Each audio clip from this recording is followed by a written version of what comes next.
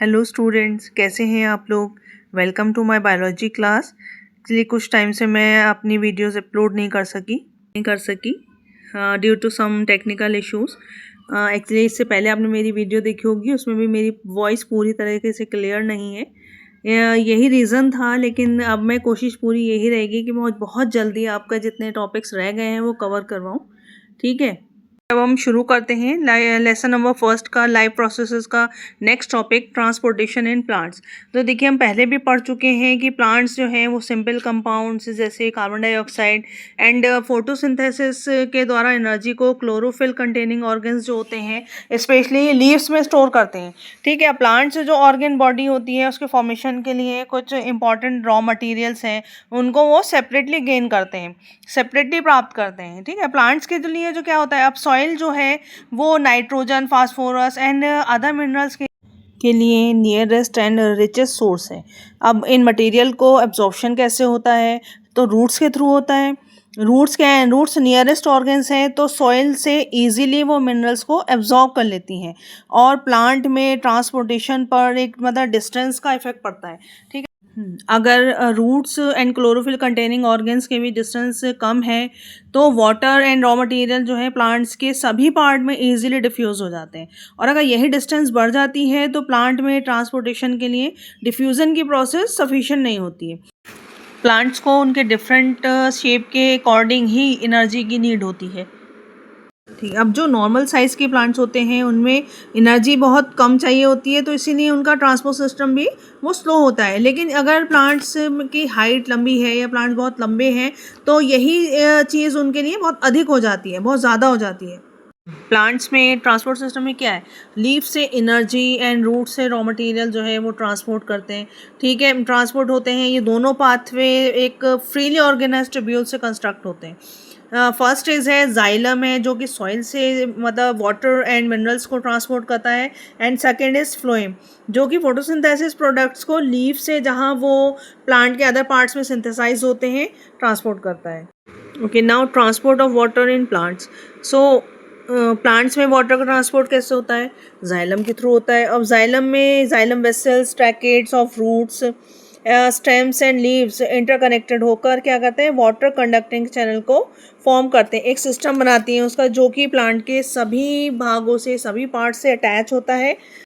अब रूट की जो सेल्स होती हैं वो सॉइल से डायरेक्टली कांटेक्ट में रहती हैं और इससे क्या होता है, वो एक्टिवली आयंस को एब्जॉर्ब कर लेती हैं। जब रूट और सॉइल्स के बीच आयन की कंसंट्रेशन में डिफरेंस आता है तो क्या होता है, वाटर जो है वो रूट के अंदर एंटर हो जाता है और यहाँ से वाटर स्टेडी मूवमेंट के थ्रू जाइलम में जाता है। स्टेडी मूवमेंट का मतलब है एक पुशिंग उनके फोर्स लगता है उसके ऊपर, जिससे वाटर जो है वो जाइलम में एंटर हो जाता है और वाटर एक मतलब कॉलम फॉर्म करता है जो कि वाटर को ऊपर की ओर पुश करता है, जिससे प्लांट के सभी पार्ट्स में इजीली पानी पहुंच जाता है।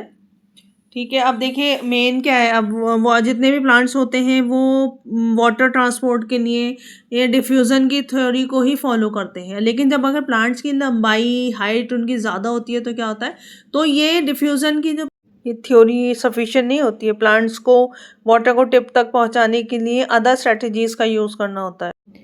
देखिए, अब प्लांट्स में जो है सफिशिएंट सप्लाई ऑफ वाटर होता है, जो वाटर स्टोमेटा के थ्रू निकलता है उसका रिप्लेसमेंट लीव्स में जाइलम वेसल्स के थ्रू हो जाता है। इस टाइम पर जाइलम जो है वो सकर की तरह वर्क करता है। समझते हैं, सकर यानी जो वाटर मॉलिक्यूल्स को सक्शन के थ्रू खींचता है। आप देखिए, जानते हैं प्लांट्स के जो एरियल पार्ट हैं उनमें वेपर के फॉर्म में वाटर लॉस होता है। इस प्रोसेस को क्या कहते हैं, इस प्रोसेस को ट्रांसपायरेशन कहते हैं। ट्रांसपायरेशन जो है प्लांट में एब्जॉर्प्शन एंड वाटर मिनरल्स को अपवर्ड मूवमेंट में हेल्प करते हैं। ठीक है, ये टेम्परेचर को रेगुलेट करने में भी हेल्प करता है।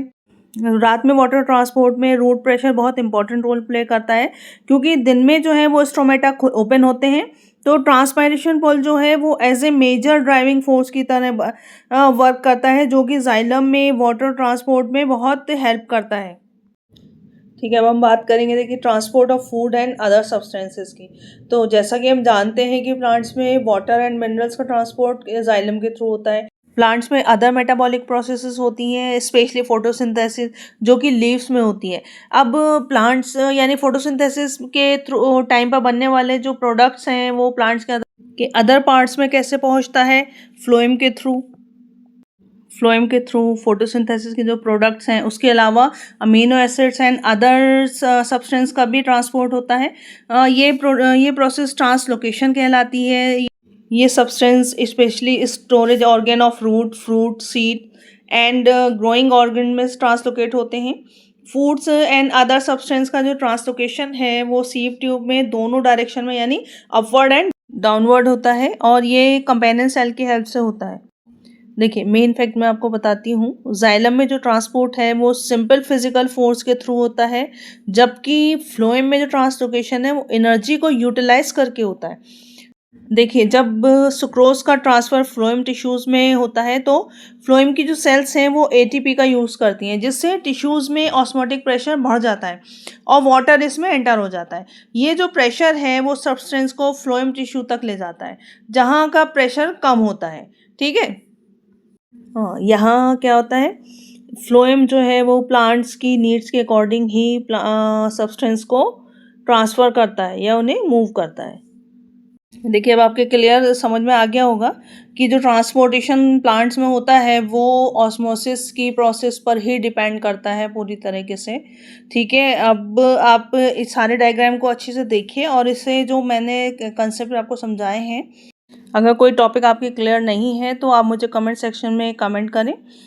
ठीक है, मैं उसका अलग से एक वीडियो बनाकर अपलोड कर दूँगी और बहुत जल्दी मैं और अदर टॉपिक्स आपको समझाऊँगी, और एक रैपिड रिवीजन की वीडियो भी मैं बहुत जल्दी अपलोड करने वाली हूँ। ठीक है।